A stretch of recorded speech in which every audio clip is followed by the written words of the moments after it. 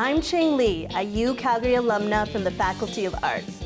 I'm at the Cookbook Company Cooks at their cooking school here in Calgary.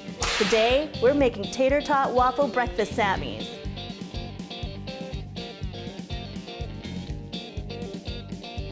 So we're gonna start with some tater tots.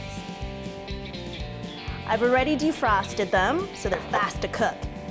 Now the trick is to get the tater tots very closely together. Fit them snugly, because when you squish them down, it'll spread a little bit, but then there won't be too many gaps. 3, 2, 1. Ooh. So I'm gonna start making some bacon, because we're gonna have some maple glazed bacon with this. Now you don't want to fully cook the bacon. You just want it so that it's, a little bit browned. So while the bacon is cooking, what I'm gonna do is make the maple glaze.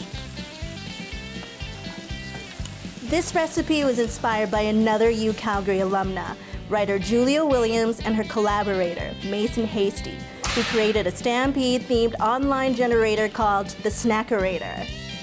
I think our bacon's ready. Now what I'm gonna do is put the bacon back in the pan and then brush on some of that glaze. Back to the waffle. Look at this. Can I take it? Oh, it is ready because I can remove it.